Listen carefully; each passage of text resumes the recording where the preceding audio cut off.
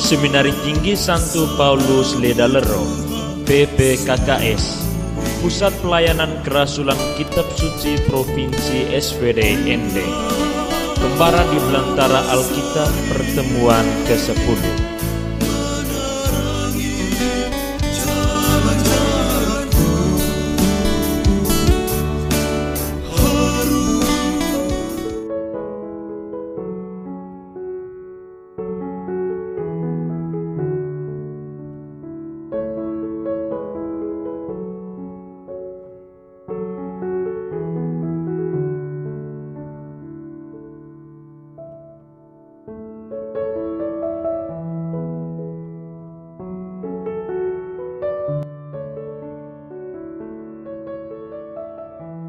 Salam Alkitab. Kali ini kita berbicara tentang Allah mencipta melalui para nabi. Kitab suci atau Alkitab memang terdiri dari banyak cerita sejak penciptaan Mesir sampai di Sinai, di tanah terjanji, pembuangan kembali sampai Makabe dan seterusnya. Tapi kitab suci juga mulai dengan apa yang dinamakan tradisi kenabian. Musa juga sudah disebut sebagai nabi. Musa dengan Yosua dan selanjutnya Elia, Elisa, mereka itu adalah nabi terdahulu, nabi yang tidak menulis buku. Lalu dikenal juga ada nabi kemudian yang menulis buku, 4 nabi besar, yaitu Yesaya, Yeremia, Yehezkiel, dan Daniel. Lalu ada 12 nabi kecil. Memang di Israel, kata nabi itu punya arti tidak jelas, tetapi punya arti banyak sekali. Nabi itu adalah seorang utusan Allah. Dia masuk ke dalam seluruh kehidupan umat, mulai dari istana. Dia juga bisa pergi ke kebun, bisa ke pasar, bisa ke tempat ibadah, bisa kemana saja dia pergi. Waktu dia temukan ada dosa atau kesalahan di Israel, pada waktu Israel menyembah berhala, pada waktu Israel memilih Baal, yaitu seorang Tuhan yang baru dan tidak menyembah Yahweh Elohim. Dan para nabi umumnya dengan cara frontal, frons bahasa Latin itu artinya dahi. Dia seolah-olah tabrak dahi dengan cara keras mengundang pertobatan dan terus-menerus di mana-mana meneriakkan pertobatan itu. Perbaikan diri, jangan lanjutkan kesalahan dan dosa, jangan terus menyembah berhala, jangan jauh dari Tuhan dan seterusnya. Tapi nabi itu punya tugas adalah mau memperhatikan supaya apa yang Allah berikan di Sinai itu 613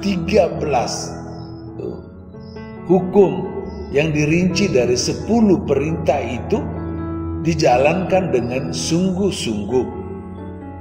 Dan walaupun dengan cara frontal, para nabi itu terus mewartakan pertobatan dengan tunjukkan bahwa kalau Israel tidak bertobat, kalau terus menyembah Baal, terus melakukan kejahatan, maka pasti terjadi pembuangan. Memang omong berulang-ulang dan memang karena dosa jalan terus, dosa tidak berhenti, maka terjadi pembuangan. Dan para nabi bukan hanya katakan, "Oh, karena kamu yang berdosa, kamu sendiri pergi ke pembuangan." Tidak. Para nabi berjalan di depan menuju pembuangan. Di tempat pembuangan mereka terus meyakinkan umat Israel supaya tetap beriman kepada Allah, walaupun sekarang kita tidak punya tanah air, kita tidak punya kota Yerusalem, tidak punya bait Allah lagi, dan kamu jangan sangka dengan itu kita tidak punya Allah lagi. Kita harus tetap yakin pada Allah yang dulu sudah memberi tanah itu kepada Abraham. Maka Allah pasti akan mengembalikan tanah itu kepada kita. Dan di tanah pembuangan, para nabi punya hidup yang bagus. Mereka punya hidup yang sudah aman dan bagus. Tetapi pada waktu kembali dari pembuangan, para nabi berjalan sebagai yang pertama di depan. Lalu umat ikut sampai di Israel. Mereka menemukan semua keadaan sudah hancur binasa.